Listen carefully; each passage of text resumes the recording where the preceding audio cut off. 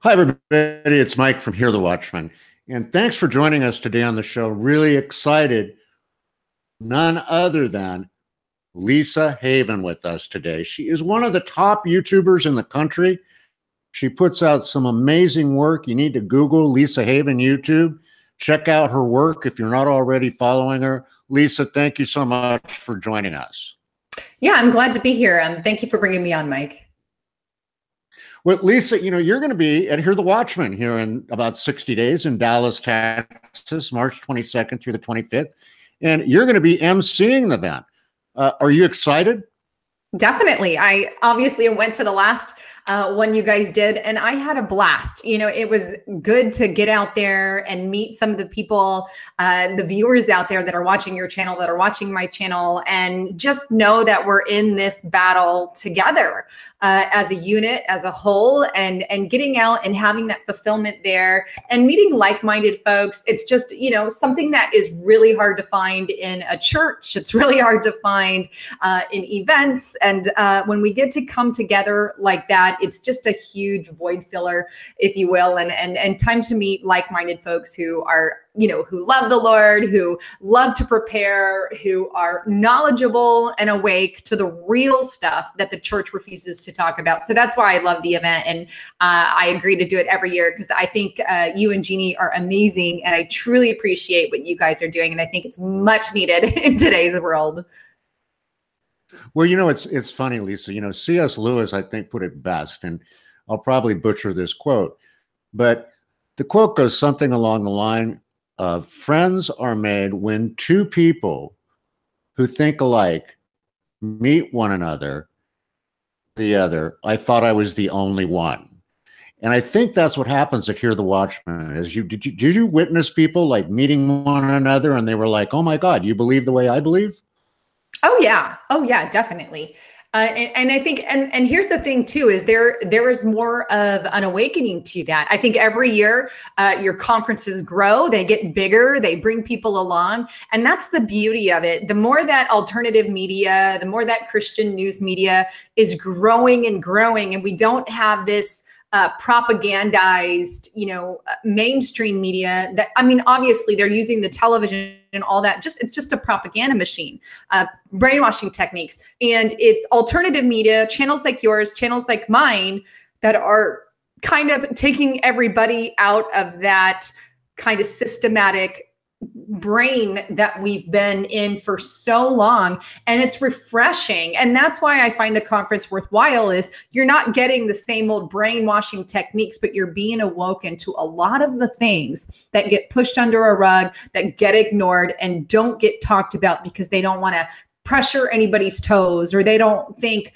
that these particular spiritual aspects are happening. There's no such thing as demons and angels. These are things that the world will stay away from. But these are the very things that we need to know, and the Bible says do exist, that we need to focus on. And especially in the generation that we live in, that's full of crime and sin and immorality. These aren't things that can be pushed under a rug anymore. And that's what a lot of the higher ups, if you will, are doing. So that's why I think that such conferences like the Hear the Watchman conference that I'll be at are extremely important.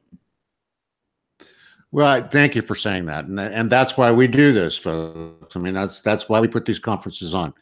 We're not really here to sell tickets to conferences. We're here to provide you guys with the information to get through these times. Now, let's look at this, Lisa. You did a couple of wonderful reports. And again, folks, go to Lisa Haven YouTube and check these out. About the false alerts, the one in Hawaii and the other one in Japan. What's going on with this, Lisa? Well, I put out a couple videos on that actually. And my personal opinion, just to start it off there from the get-go, is it's not an accidental thing, like somebody just pushed a button. This is what the mainstream media is telling everybody. Oops, we made a mistake. We pushed a button and it happened on accident. And then lo and behold, a couple days later, similar thing happens with the broadcaster in Japan. Now, somebody has to ask ask the question, is that a coincidence? Well, the answer is no. And the other answer is, how can somebody mistakenly push a button when there are fail safes? The mainstream media won't bring up the word fail safe. They won't talk about it. They just say it was an accident. Why do they say that? Because they're bought and paid. I actually have a clip uploading on my channel right now of a 1970, I think it's 75. Yeah, here, I wrote it down. 1975 CIA whistleblower goes into a House committee meeting, and he tells them as a whistleblower that the CIA pays the news organizations, that the CIA manipulates the US news organizations. Specifically, he even mentioned CBS as one of those. And the CBS guy came on, and I did play this clip on my channel, the latest video, it's uploading now, but he says that the CIA was bought and paid for, and they accept money to say certain things. Well, it's still going on.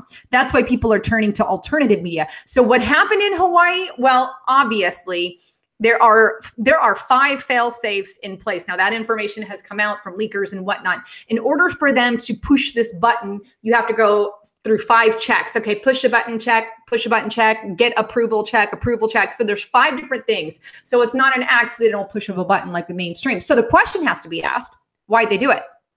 Why put the citizens of Hawaii in a panic? Was there actually something to begin with? I don't believe that. I don't think something was coming and it got sidetracked or anything, because you would have evidence of that. What I think is there's 2 reasons, because they always use everything as a distraction. It's a distraction, number one, because uranium-1, which is directly linked to, Hillary Clinton and all her people, there are indictments that got sent. And that's happened the same day as the alert with Hawaii. And second, there is another one, all the 400 and some odd papers came out for the Las Vegas massacre that happened in Las Vegas recently, 400 some odd injured, so many dead. And it turns out that there's a possible second shooter in the FBI report. That's another. Now, the reasons why possibilities also is they could possibly be studying the public. How will they respond to an actual nuke?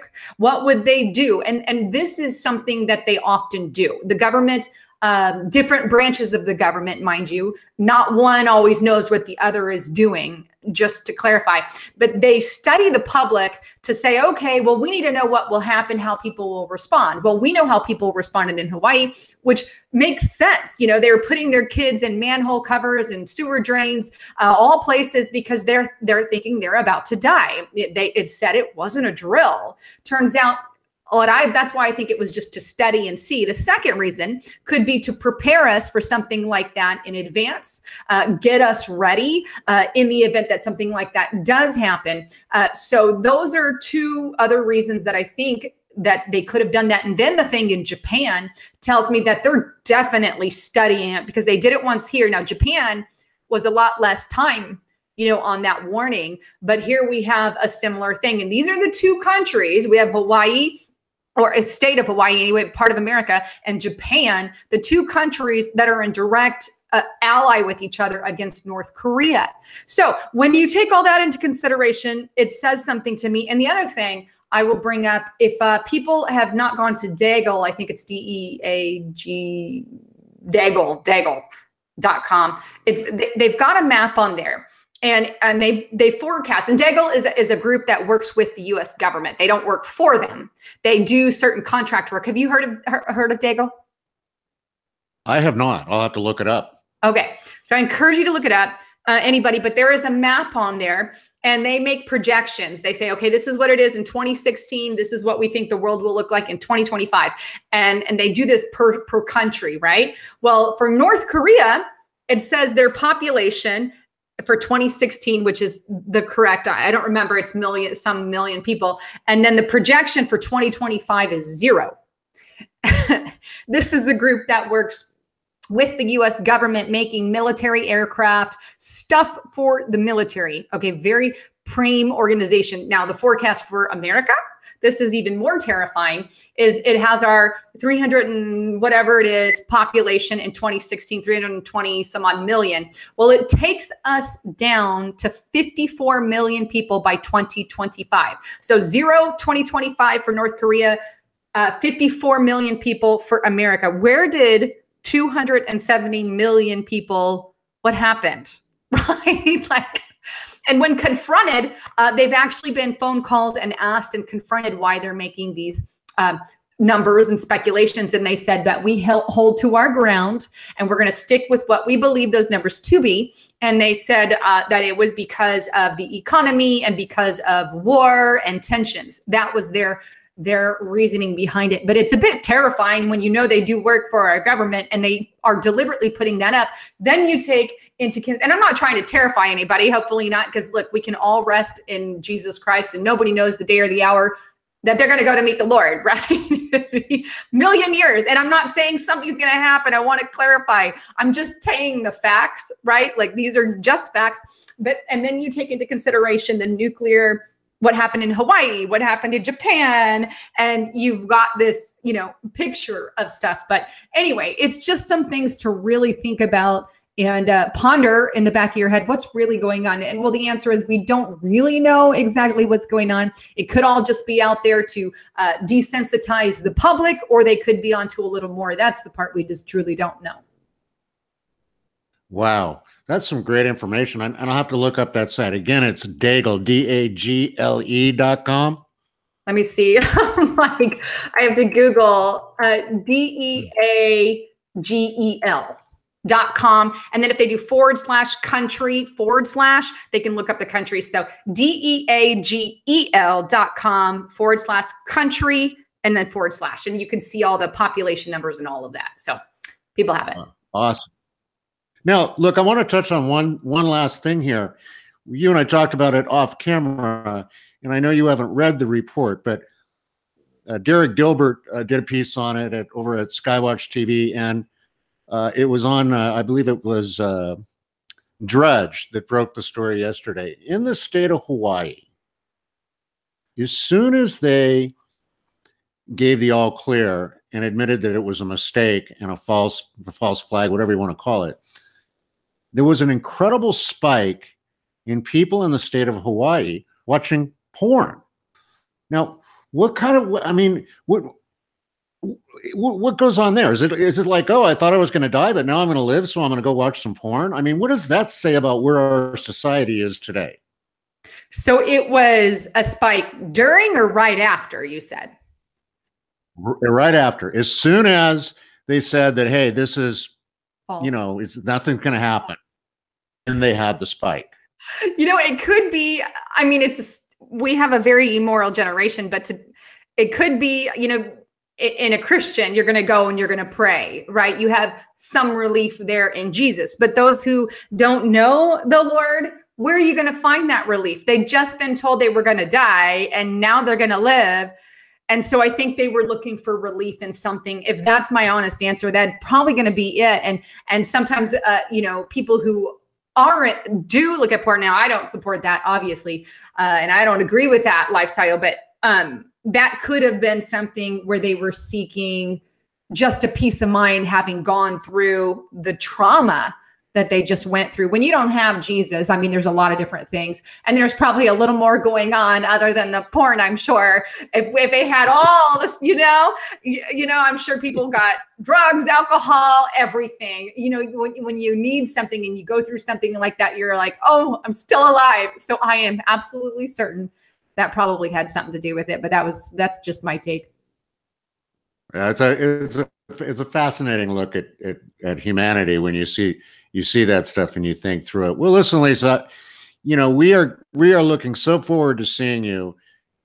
Not all of the people that are viewing this to know, if you use the promotional code Haven20, you'll receive 20% off your general admission tickets.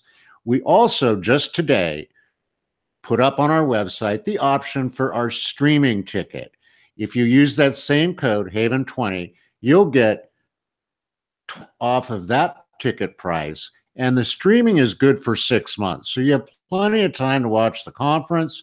You can study each speaker over and over. It's going to be a great time. And I just look so forward, Lisa, to you being there and doing the MC duties. And that you were just wonderful last year, and can't wait to see you. Awesome. Well, I'm excited to be there. Well, listen, folks, until the next Watchman's Report, God bless each and every one of you. Don't ever forget, if you have Jesus in your heart, don't do, accept anything at all. Get activated, do something for the Lord, and have a wonderful day. See you next time here on the Watchman's Report.